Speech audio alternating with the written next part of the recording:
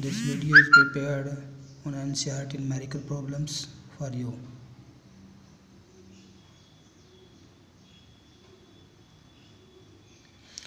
तो NCERT numericals अगर हम यहाँ पे करें 2.1 एक्सरसाइज जो है, ये सेकंड एक्सरसाइज है हमारी 2.1 पेज नंबर 87 पे NCERT बुक के अंदर।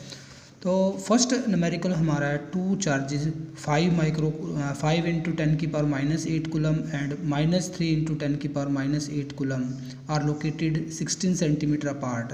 Eight what points on the line joining the two charges is the electric potential 0. Take the potential at infinity to be 0. Meaning 2.1 numerical में हमें गिवन है, एक चार्ज गिवन है Q1 और दूसरा चार्ज हमारे पास है Q2। Q1 और Q2 के बीच में जो टोटल डिस्टेंस है ये 16 सेंटीमीटर का डिस्टेंस है। मीनिंग R जो है वो हमें गिवन है 16 सेंटीमीटर और R को हम कन्वर्ट कर लेंगे, यहाँ मीटर में कन्वर्ट कर लेंगे तो 16 इंटू 10 की पावर -2 मीटर।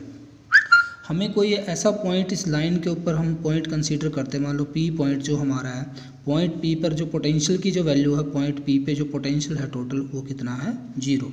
हम ये मान के चलते हैं कि X जो Q1 चार्ज से जो डिस्टेंस है हमारा ये R1 डिस्टेंस है, तो और जो Q2 चार्ज का इस पॉइंट P से जो डिस्टेंस है वो हम मान लेते हैं R2 है। तो हमें R1 की वैल्यू यहाँ पे फाइंड आउट करनी है। हमें पता है R जो है टोटल डिस्टेंस है R1 प्लस R2 और ये वैल्यू हमें गिवन है 16 इंटू 10 की पावर -2 मीटर। हम R1 को और R2 दोनों को ही मीटर में मान के चलते हैं, बाद में हम इसको सेंटीमीटर में कन्वर्ट कर सकते हैं। तो R1 जो हमारे पास आएगा इसकी जो वैल्यू आएगी दिस इज 16 इंटू 10 की पावर -2 माइनस, अगर यहाँ पे करें हम R1 तो R2 निकाल लेते हैं, R1 निकाल लेते हैं, R2 को माइनस कर देते हैं, इतने ये हमारे पास R1 की वैल्यू आ जाएगी। अब हमें क्या करना है, टोटल पोटेंशियल को 0 करना है। टोटल पोटेंशियल कितना है V1 plus V2। Q1 charge given है, हमें Q2 चार्ज भी गिवन है, ये वैल्यू गिवन है Q1 और Q2 की 5 इंटू 10 की पावर -8 और Q2 की वैल्यू -3 इंटू 10 की पावर -8 कूलम, ये वैल्यूज हमारे पास गिवन है। तो सिर्फ पोटेंशियल का फॉर्मूला हमें यहाँ पे लगाना है कि टोटल चार्ज जो आएगा Q1 डिवाइड बाई R1 हो जाएगा, प्लस में Q2 डिवाइड बाई R2 हो जाएगा। मीनिंग इस पोटेंशियल को हम टोटल पोटेंशियल को कितना पुट कर देंगे, 0 पुट कर देंगे। K की वैल्यू हमारे पास है 9 इंटू 10 की पावर 9। Q1 की वैल्यू हम पुट कर देंगे यहाँ पे 5 इंटू 10 की पावर -8। तो इस 10 की पावर -8 को भी मैं चलो नेक्स्ट स्टेप में लिख देंगे बाहर, इसको 10 की पावर -8 और R1 की वैल्यू हमारे पास है 16 इंटू 10 की पावर -2 और Q2 की वैल्यू पुट करेंगे। चार्ज जो है Q2 चार्ज नेगेटिव चार्ज इसलिए माइनस आ जाएगा, 3 इंटू 10 की पावर -8 और डिवाइड में जो है देखो R1 की वैल्यू जो पुट की थी हमने यहाँ पे R1 माइनस में यहाँ पे क्या था R2 था, R1 की वैल्यू जो फाइंड आउट की है, और यहाँ पे डिवाइड में क्या जाएगा R2। अब यहाँ से जो टर्म कॉमन आ सकती है कॉमन ले लेंगे हम। देखो 10 की पावर -8 बाहर आ जाएगा, 10 की पावर 9 ये है, तो ये हमारे पास हो जाएगा 9 इंटू 10 की पावर 1 रह जाएगा, यानी कि 9 ही रह जाएगा। यहाँ पे 5 डिवाइड बाई 16 इंटू 10 की पावर -2 माइनस R2 और माइनस में 3 divide by R2, this is equal to 0। तो यहाँ से 5 डिवाइड बाई 16 इंटू 10 की power -2 minus R2, this is equal to, ये सारा उधर जाके 0 हो जाएगा और ये टर्म जो है पॉजिटिव क्रॉस मल्टीप्लाई कर देंगे इसकी। 5R2 is equal to 16 into 3 48 into 10 की पावर -2 माइनस में 3R2 को इधर ले आएंगे, ये हमारे पास हो जाएगा 3R2 को इधर लाके ये बचेगा 2R2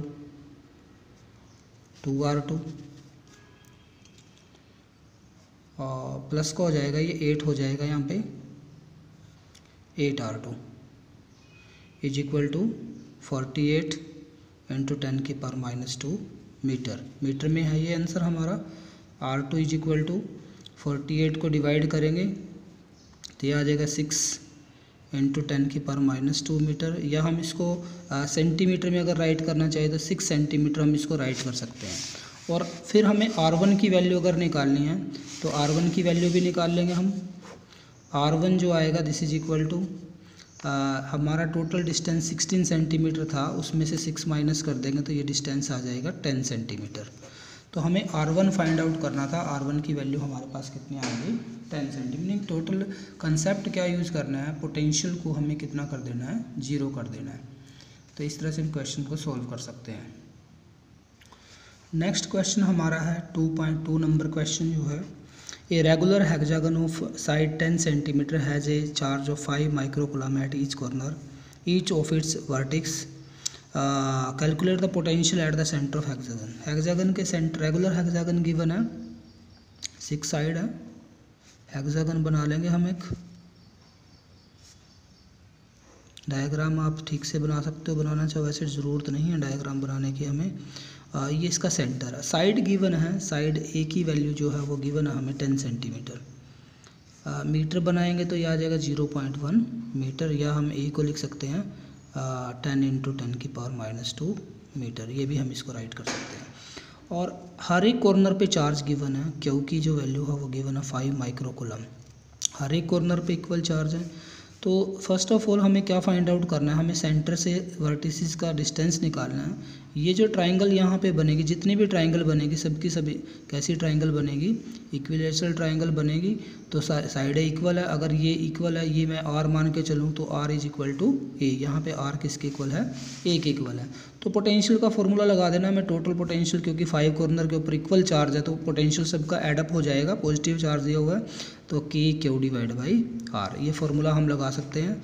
5 K की वैल्यू 9 इंटू 10⁻9, सॉरी 5 नहीं है, हेक्सागन गिवन है, हेक्सागन के कितने कॉर्नर्स होते हैं 6 कॉर्नर है, तो यहाँ पे कितना आ जाएगा 6 आ जाएगा ये। ओके, हेक्सागन है, पेंटागन नहीं है, ये कैसी है हेक्सागन, तो हेक्सागन की कितनी साइड है 6 साइड है, तो 6 KQ डिवाइड बाई R। तो यहाँ पे हमें ये हमने K की वैल्यू पुट कर दी है, Q की वैल्यू 5 माइक्रोकूलम है, तो माइक्रो को कन्वर्ट करेंगे 10⁻6 से मल्टीप्लाई करना पड़ेगा। और R की जो वैल्यू है, R हमारे पास आया है 0.1 मीटर। तो ये पुट कर देंगे यहाँ पे, इसको सोल्व करना है सबसे पहले, और सोल्व करने के बाद जो वैल्यू हमारे पास आती है ये आएगा 2.7 इंटू 10⁻6 वोल्ट आ जाएगा। ठीक है, यूनिट ज़रूर लगानी है पीछे, नहीं तो नंबर कट जाता है, इसका भी हाफ मार्क्स काट सकता है एग्जामिनर चाहे तो ये हमारा problem number 2। Numerical number 2.3, 2 charges 2 microcoulomb minus 2 microcoulomb placed at a distance 6 centimetre apart. Meaning A और B 2 पॉइंट हमें गिवन है। यहाँ पे चार्ज हमारा पॉजिटिव चार्ज रखा हुआ है 2 माइक्रोकूलम, और यहाँ पे हमारा नेगेटिव चार्ज है -2 माइक्रोकूलम, ऐसा हमें गिवन है। 2 charges 2 microcoulomb and -2 microcoulomb are placed at point A and B, और इनके बीच का जो डिस्टेंस है वो 6 सेंटीमीटर का डिस्टेंस है। अगर हम इस अरेंजमेंट को देखेंगे एक डाइपोल की तरह काम करेगा, क्योंकि एक तरफ इक्वल एंड अपोजिट चार्ज है, और डिस्टेंस डाइपोल की लेंथ जो है वो 2A 6 सेंटीमीटर गिवन है। तो ऐसे में अगर हमें इक्विपोटेंशियल सरफेस निकालना है तो सबसे पहले तो हमें इक्वेटोरियल लाइन का पता होना चाहिए, एक ऐसी लाइन जिसके ऊपर हर पोटेंशियल पे वैल्यू क्या रहेगी, ये जो लाइन हमने ली है इसकी वजह से जो पोटेंशियल आएगा और इसकी वजह से जो पोटेंशियल आएगा वो पोटेंशियल की वैल्यू 0 आती है। अब ये लाइन जिस प्लेन के अंदर लाई करेगी वो प्लेन जो आएगा हमारा वो किस तरह का प्लेन आएगा, इक्विपोटेंशियल सरफेस आएगा। मीनिंग अगर हम मिड पॉइंट में से AB लाइन के मिड पॉइंट में से एक प्लेन पास करते हैं, ठीक है, तो इस प्लेन के ऊपर प्लेन कैसे पास करेंगे, ये जो लाइन पास हो रही है वो लाइन जो है इसके नॉर्मली होनी चाहिए प्लेन के साथ, प्लेन के सरफेस के साथ क्या होनी चाहिए नॉर्मली, मिड पॉइंट में से जो हमने पास की है। तो इसके हर पॉइंट पे पोटेंशियल जो आएगा वो 0 आएगा, क्योंकि इक्विलेटरल लाइन के ऊपर पोटेंशियल की वैल्यू डाइपोल की वजह से 0 आती है। तो जीरो पोटेंशियल है तो इसका मीनिंग पोटेंशियल की वैल्यू सेम है, क्योंकि एक पॉजिटिव चार्ज एक नेगेटिव चार्ज, जहाँ पे दोनों का इक्वल आएगा वो कैंसिल कर देगा। तो जीरो पोटेंशियल है, तो ये ऐसा सरफेस होगा जो इसके मिड पॉइंट से पास होगा और लाइन के साथ नॉर्मली होगा जो प्लेन, उस प्लेन को हम बोलते हैं इक्विपोटेंशियल सरफेस। और इलेक्ट्रिक फील्ड की डायरेक्शन की बात करें अगर हम, इलेक्ट्रिक फील्ड की डायरेक्शन जो होती है ऐसे केस में हमेशा इस प्लेन के साथ नॉर्मली होगी, मीनिंग डायरेक्शन जो आती है हमारी एक्सिस के अलोंग। अगर हम डायरेक्शन चेक करें, अगर हम यहाँ डायरेक्शन की बात करें, मैं ये मान लो इक्वेटोरियल लाइन लेता हूँ, ये ऐसे ड्रॉ किया था हमने, तो इलेक्ट्रिक फील्ड की डायरेक्शन हमारी इस इधर तो पॉजिटिव चार्ज है तो हमारी डायरेक्शन इस तरफ आएगी नेगेटिव चार्ज की तरफ, यानी कि डाइपोल की डायरेक्शन की क्या होती है, अगेंस्ट होती है। तो यानी कि ए से बी की तरफ डायरेक्शन आएगी और इस प्लेन के साथ क्या रहेगी, नॉर्मल। तो ये हमारा क्वेश्चन नंबर 2.3 हो गया। अब क्वेश्चन नंबर 2.4 अगर क्वेश्चन हम देखें यहाँ पे, spherical conductor of radius 12 centimetre has a charge of 1.6 × 10⁻⁷ coulomb distributed uniformly on its surface. What is the electric field inside the sphere, just outside the sphere, at a point 18 cm from the center of sphere? तो inside की बात करेंगे, conducting body है 4 point, जो हमारा ये question number है 2.4, इसका ए जो पार्ट है, इनसाइड की बात करें, इनसाइड, क्योंकि इनसाइड तो चार्ज जीरो होता है इसके, तो अगर हमें इनसाइड फाइंड आउट करना है इलेक्ट्रिक फील्ड इंटेंसिटी, तो अंदर इलेक्ट्रिक फील्ड इंटेंसिटी हमारी कितनी आएगी, जीरो आएगी, क्योंकि हम आर्टिकल कर चुके हैं उस आर्टिकल के according.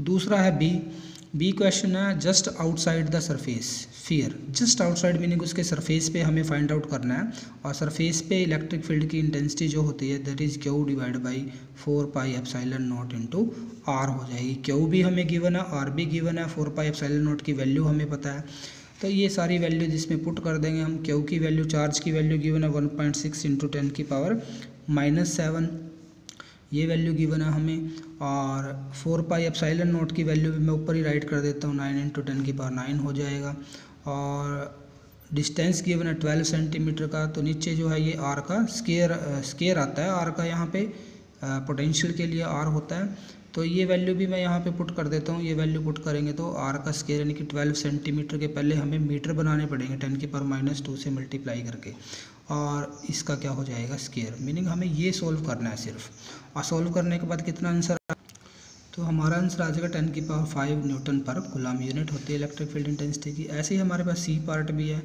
Electric field intensity Q divide by 4πε0। अब स्मॉल r यूज़ करते हैं हम आउटसाइड के लिए, ये r जो है स्मॉल r की वैल्यू अब हमें गिवन है, और ये वैल्यू कितनी गिवन है हम यहाँ क्वेश्चन से चेक कर सकते हैं, 18 सेंटीमीटर गिवन है, 18 सेंटीमीटर मीनिंग 18 × 10⁻⁻2 मीटर। तो सेम फार्मूले में हमें वैल्यू पुट करनी है, Q की वैल्यू वही 9 हमारे पास है 1.6 × 10⁻⁷, और K की वैल्यू 9 × 10⁹ हो जाएगी, और इसकी वैल्यू मीनिंग, और R स्केयर यानी कि 18 × 10⁻⁻2, इसका क्या कर देना है, स्केयर। तो ये जो इसका जो सोल्यूशन आएगा, हमें सॉल्व करना है इसको, यहाँ से कुछ टर्म्स कैंसिल हो जाती हैं, तो नियर अबाउट ये हमारा आएगा 4.4 × 10⁴ न्यूटन पर कूलम के इक्वल आएगा। तो हमें सिर्फ थोड़ी कैलकुलेशन करनी है, न्यूमेरिकल बिल्कुल ईजी है, तो 4 न्यूमेरिकल हो गए हमारे।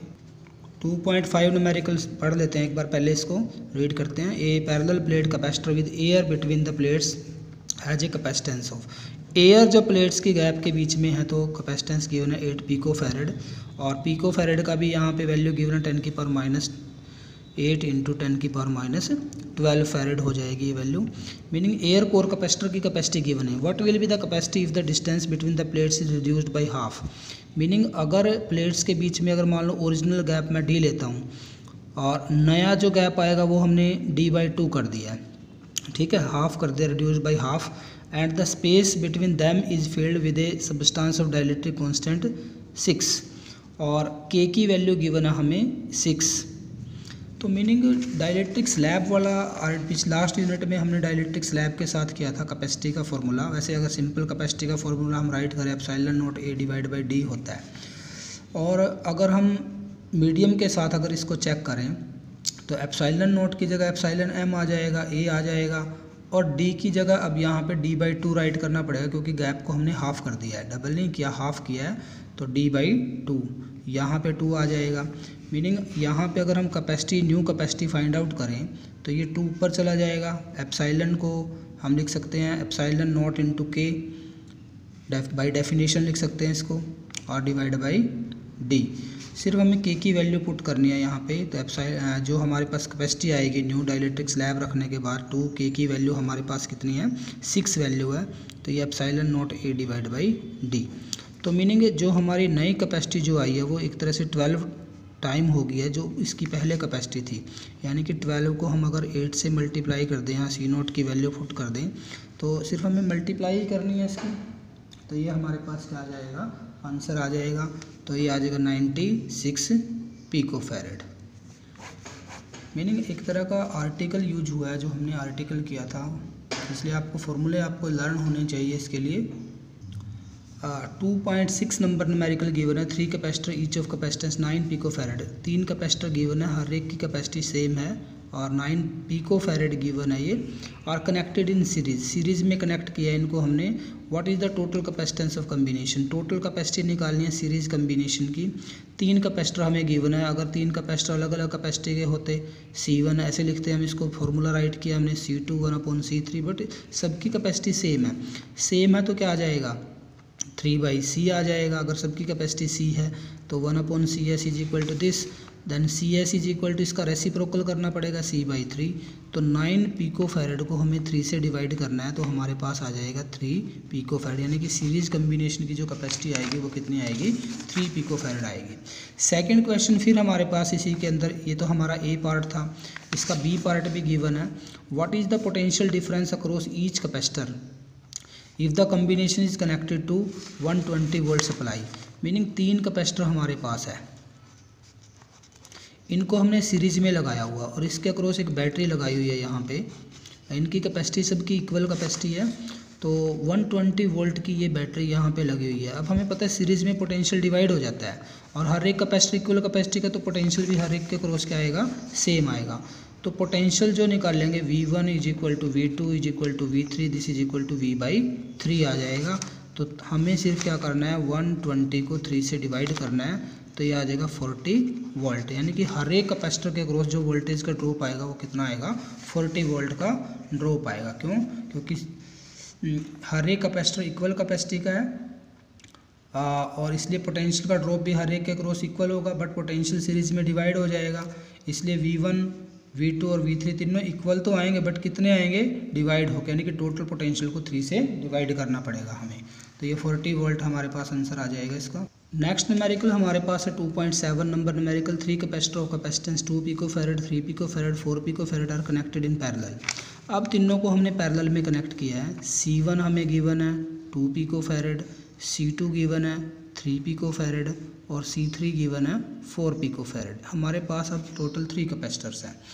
What is the total capacitance of combination, parallel में जब हम इनको कनेक्ट करेंगे, टोटल कैपेसिटी पैरेलल कम्बिनेशन की ऐड करके आती है ऐसे, ठीक है। तो 2 + 3 + 4 5 + 4 9 पिकोफैरेड आ जाएगी टोटल कैपेसिटी।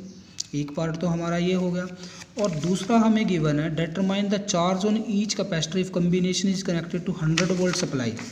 अब देखो पैरेलल में अगर हम कनेक्ट करें तीनों को, ये हमने पैरेलल में कनेक्ट कर दिया तीनों को, और इसके अक्रॉस क्या लगाना है, हमें एक बैटरी लगानी है यहाँ पे। ये बैटरी हमें गिवन है, इसकी वोल्टेज गिवन है बैटरी की, ये बैटरी की टोटल वोल्टेज जो है हमें 100 वोल्ट गिवन है। इस बैटरी का जो टोटल वोल्टेज गिवन है हमें, ये कितना गिवन है, 100 वोल्ट। तो पैरेलल में हर एक कैपेसिटर जो है C1 C2 C3 तीनों कैपेसिटर के क्रॉस वोल्टेज तो सेम ही रहेगा, कितना रहेगा, 100 वोल्ट, क्योंकि पैरेलल कम्बिनेशन है। पैरेलल में जितने वोल्ट की बैटरी लगाएंगे हर एक कैपेसिटर के क्रॉस उतना ही पोटेंशियल रहेगा। हमें निकालना है चार्ज, तो चार्ज अगर हमें फाइंड आउट करना, मान लो Q1 इसके क्रॉस आएगा, Q2 इसके क्रॉस, Q3 तीनों के क्रॉस, कैपेसिटी जब अलग अलग है तो चार्ज भी क्या आएगा, डिफरेंट आएगा। तो चार्ज का पोटेंशियल का फॉर्मूला हमें पता है, सॉरी कैपेसिटी का फॉर्मूला हम राइट कर सकते हैं, Q/V होता है। तो यहीं से हम Q की वैल्यू निकाल लेंगे, Q = CV।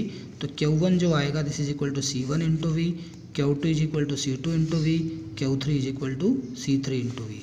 तो सिर्फ हमें कैपेसिटी की वैल्यू पुट करनी है यहाँ पे और हमारा आंसर आ जाएगा। तो यहाँ पे जो आएगा 2 पिको फैरेड, 2 इंटू 10 की पावर कितना हो जाएगा, पिको का मीनिंग -12 और वोल्ट दिया हुआ है 100 होगा, 100 वोल्ट की लिखी हुई है बैटरी यहाँ पे। तो यहाँ पे 2 इंटू 10 की पावर कितना बचेगा, -10 कूलम आ जाएगा। ऐसे ही इसमें निकाल सकते हैं हम, ये कितने का 3 का, तो ये आ जाएगा Q2 जो आएगा हमारा 3 इंटू 10 की पावर -10 कूलम आ जाएगा। और Q3 जब निकालेंगे ये हमारा 4 इंटू 10 की पावर -10 कूलम आ जाएगा। तो ऐसे हम इनकी वैल्यूज़ फाइंड आउट कर सकते हैं। अगर हमें टोटल कम्बिनेशन में कितना चार्ज स्टोर हुआ है ये फाइंड आउट करना है, charge on each capacitor if the combination is connected to, ये तो हमने अलग अलग चार्ज निकाला, टोटल चार्ज भी हम निकाल सकते थे। तो टोटल चार्ज का भी फॉर्मूला अगर हम यहाँ पे टोटल चार्ज निकालना है तो टोटल कैपेसिटी से भी फाइंड आउट कर सकते हैं इसको हम, या हम इसको ऐसे भी राइट कर सकते थे Q1 को, Q1 is equal to direct आ जाता है ये 200 pico farad, Q2 is equal to 300 pico farad and Q3 is equal to 400 pico farad. तो ये था हमारी एक्सरसाइज नंबर कौन सी की है हमने, 2.7 की है। अब करते हैं 2.8 न्यूमेरिकल हम, सॉरी ये एरिया की वैल्यू गिवन है हमें, डी गिवन है, इसको मीटर में कन्वर्ट कर लेंगे। सी की जो एयर कोर कैपेसिटर की कैपेसिटी होती है epsilon not a divide by D, तो एप्सिलॉन नॉट की वैल्यू पुट कर दी हमने, ये हमारे पास आ गई एरिया की वैल्यू, ये डी की वैल्यू हो गई। तो कैंसिल आउट करके हमारे पास बचा 1.77 इंटू 10 की पावर -11 फैरेड। और चार्ज निकालना है तो वोल्टेज से जो हम, सॉरी ये मैंने गलत लिख दिया यहाँ पे, क्या आएगा यहाँ पे कैपेसिटी आएगा, कैपेसिटी को मल्टीप्लाई कर देंगे वोल्टेज से। ये हमारी कैपेसिटी थी 100 वोल्ट है, तो 2 पावर कैंसिल हो गई, यहाँ से -9 को लिख सकते हैं नैनो कूलम।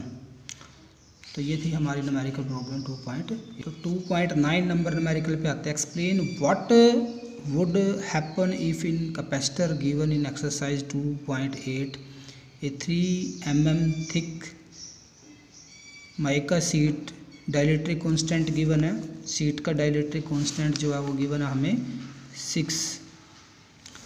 2.9। मीनिंग जो लास्ट हमारा न्यूमेरिकल था उसमें हमने कैपेसिटी निकाली थी epsilon not a divide by D, area की वैल्यू उसमें गिवन थी, वही वैल्यू हम यूज करेंगे जो लास्ट न्यूमेरिकल में हमारे पास गिवन थी। एरिया की वैल्यू, एरिया की जो वैल्यू हमारे पास गिवन थी वो थी 6 इंटू 10 की पावर -3, 6 इंटू 10 की पावर -3 मीटर स्क्वायर।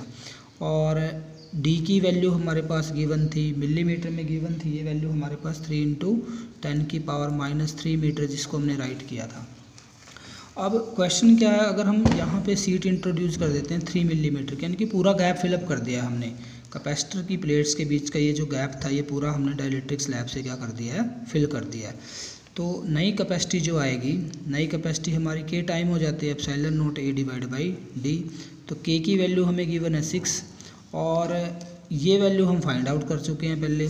तो ये वैल्यू हमारी आई थी यहाँ पे 1.77 इंटू 10 की पावर -11 फैरेड।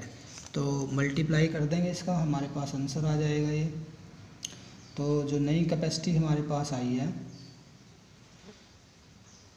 मल्टीप्लाई करके निकालनी पड़ेगी हमें ये वैल्यू।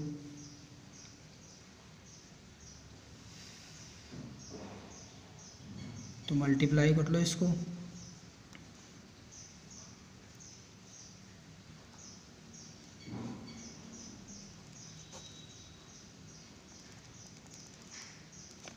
तो नियर अबाउट ये वैल्यू आएगी।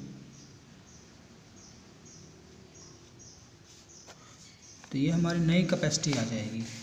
अब देखो क्वेश्चन क्या है हमारे पास, अगर हम क्वेश्चन को चेक करें, while the voltage supply remain connected after the supply was disconnected, क्या फाइंड आउट करने, तो हमने कैपेसिटी निकाल ली है।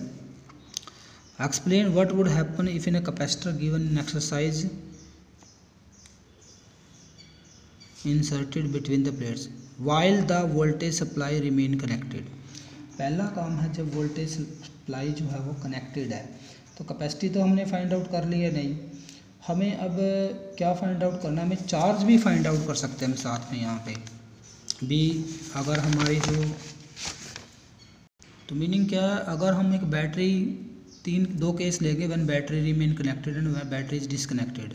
व्हेन बैटरी रिमेन कनेक्टेड, अगर कनेक्टेड है तो पोटेंशियल के ऊपर कोई फ़र्क नहीं पड़ेगा, क्योंकि बैटरी जितने वोल्ट के उतना ही पोटेंशियल डिफरेंस वहाँ पे सेटअप हो जाएगा। तो वोल्टेज रिमेन कनेक्टेड, यानी कि वोल्टेज रिमेन कनेक्टेड का मीनिंग बैटरी जो है वो कनेक्टेड है, तो पोटेंशियल पे कोई फ़र्क नहीं पड़ेगा। लास्ट जो हमारा क्वेश्चन था उसमें पोटेंशियल गिवन था 100 वोल्ट का, तो पोटेंशियल हमारा कितना रहेगा यहाँ पे 100 वोल्ट ही रहेगा।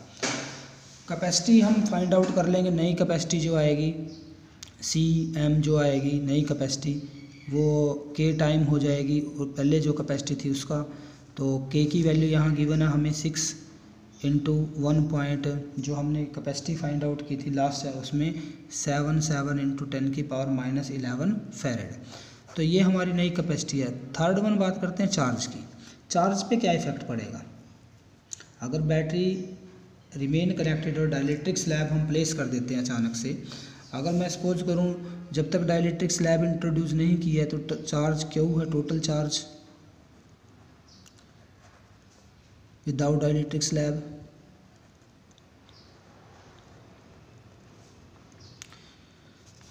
लेकिन अब डाइलेक्ट्रिक स्लैब इंट्रोड्यूस करने के बाद चार्ज जो है QM हो गया, तो पहले Q था। तो यहाँ पे चार्ज की जो वैल्यू है वो कहीं ना कहीं चेंज हो जाएगी, चार्ज की वैल्यू क्या हो जाएगी चेंज। और अगर हम चार्ज का फॉर्मूला यहाँ से देखें, चार्ज जो होता है this is equal to CV। अब वोल्टेज तो सेम वही है, वोल्टेज तो सेम है, वोल्टेज तो हमारा क्या सेम, कैपेसिटी चेंज हो गया, तो QM की जो वैल्यू आएगी कैपेसिटी का कितने टाइम हो गया K टाइम, तो this is equal to C0 into V। यानी कि नया जो चार्ज आएगा QM, C0 V को हम ओरिजिनल चार्ज लिख सकते हैं C0 V को, तो चार्ज भी कितने टाइम हो जाएगा, जो पहले चार्ज था उसका Q0 टाइम हो जाएगा, सॉरी K टाइम हो जाएगा, डाइलेक्ट्रिक कांस्टेंट, यानी कि चार्ज इंक्रीज हो जाएगा कितना by 6, by A factor of 6।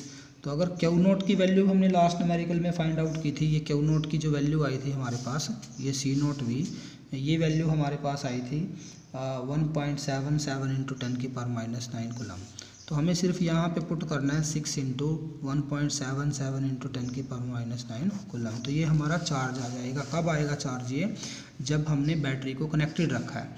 तो यानी कि पोटेंशियल पे कोई इफेक्ट नहीं पड़ रहा है, कैपेसिटी इंक्रीज हो रही है, चार्ज भी इंक्रीज हो रहा है। अब सेकंड केस लेते हैं, व्हेन बैटरी इज डिसकनेक्टेड। एक बार कैपेसिटर को चार्ज कर लिया और बैटरी को क्या कर दिया, डिसकनेक्ट कर दिया है।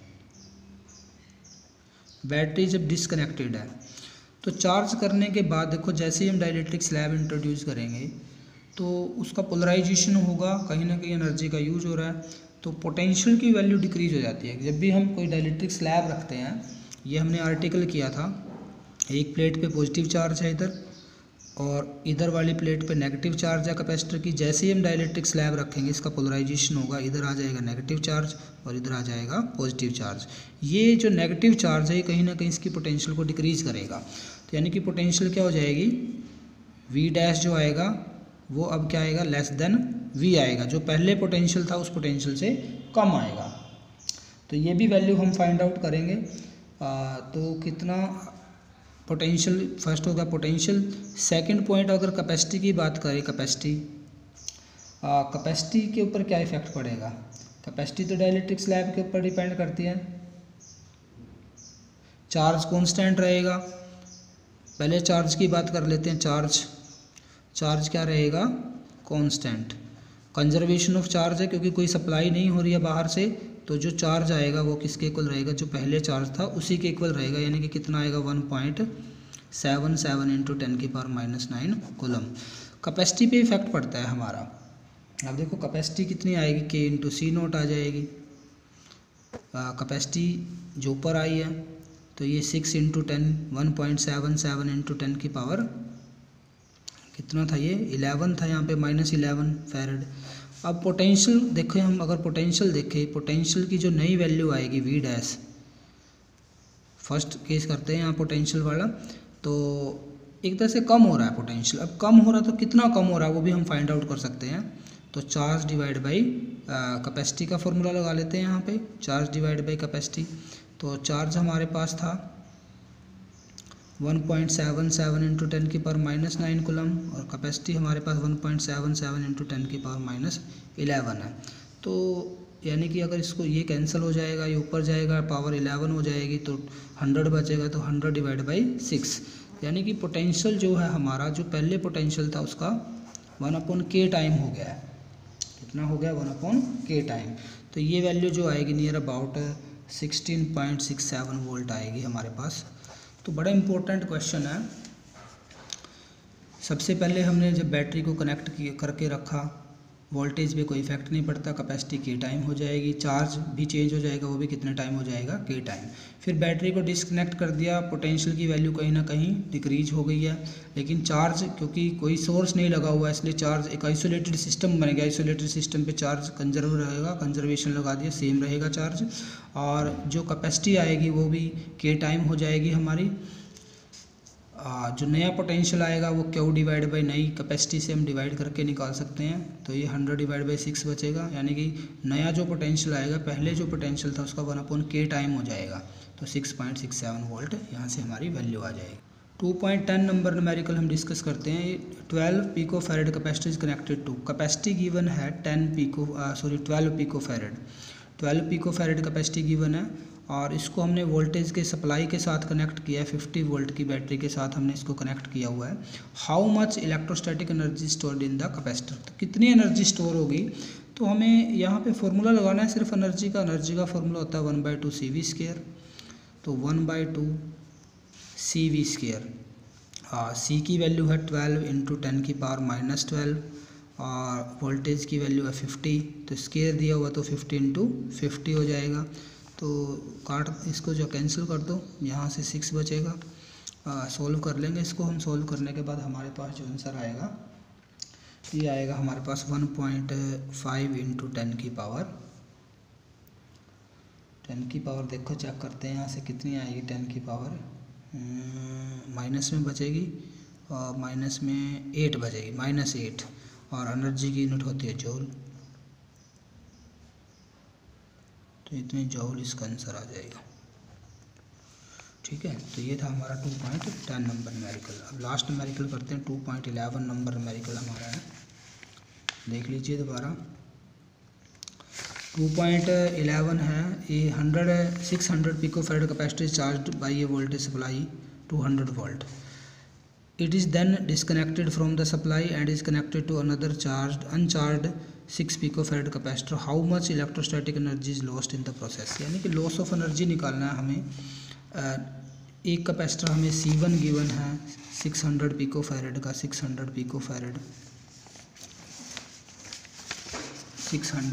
पिकोफैरेड, और इसके लिए V1 गिवन है हमें, V1 200 वोल्ट, और C2 जो अनदर कैपेसिटर हमारे पास है वो भी 600 पिको फैरेड का है। और पोटेंशियल क्योंकि दूसरे को चार्ज नहीं किया तो इसकी पोटेंशियल हम कितनी लेके चलेंगे? 0। How much electric energy is lost, energy loss निकालनी है, loss of energy. Loss of energy का फॉर्मूला हमने किया था कैपेसिटर की, दो कैपेसिटर को कनेक्ट करके जब हम आपस में कनेक्ट करते हैं चार्ज करने के बाद, तो कुछ ना कुछ एनर्जी का लॉस होता है। वो हमारे पास था C1 plus C2 V1 minus V2 whole square. ये फार्मूला हमारे पास आया था एनर्जी लॉस का। तो वैल्यू ही पुट करनी है हमें सिर्फ। 600 पिको फैरेड है, तो 10 की पावर -12 इंटू 600 इंटू 10 की पावर -12, और ये 600 इंटू प्लस 600 है, ये 1200 हो जाएगा। 1200 इंटू 10 की पावर -12, और V2 की वैल्यू तो 0 है, 0 पुट करेंगे। V1 की वैल्यू 200 है, 200 का स्क्वायर कर देंगे हम यहाँ पे, 200 का स्क्वायर। तो जो कैंसिल होता कर दो, एक पावर कैंसिल हो जाएगी, 2 0 ये कैंसिल होगी, 6 पे ये कैंसिल हो गया, 2 और 2 पे ये कैंसिल हो जाएगा, यहाँ 100 आ जाएगा, और 300 आ जाएगा यहाँ पे। और भी हम कैंसिल कर सकते हैं आगे भी इसको, 2 पे और कैंसिल हो जाएगा तो 150 आ जाएगा ये। 200 की पावर 2 भी है ये यहाँ से 40 था, कितना आ जाएगा 2 इंटू 2 4 40,000 ये आ जाएगा। और इसको इससे मल्टीप्लाई करेंगे 4 इंटू 2 60, एक जीरो और यहाँ से 2 जीरो और लगेगी यहाँ से। तो ये इसको अगर हम सोल्व करने के बाद ये बचेगा हमें 6, 2 जीरो ये और 4 जीरो ये, यानी कि 6 इंटू 10 की पावर 6 बन गया ये।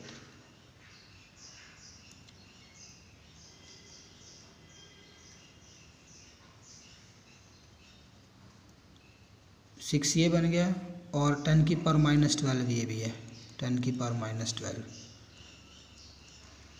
तो ये बन गया 6 इंटू 10 की पावर -6 जूल। तो इस तरह से हम इसको सॉल्व कर सकते हैं। बड़े इजी न्यूमेरिकल थे। तो आप जो है अगर एडिशनल एक्सरसाइज भी आप ट्राई कर सकते हो। एडिशनल में कुछ इम्पोर्टेंट क्वेश्चंस हैं हमारे पास जो आप कर सकते हो, तो इनको ट्राई करें। अगर कोई प्रॉब्लम है तो चैनल सब्सक्राइब करें और लिखें अगर किसी को ज़रूरत है। एडिशनल एक्सरसाइज के लिए आप कमेंट कर सकते हैं। Thank you very much.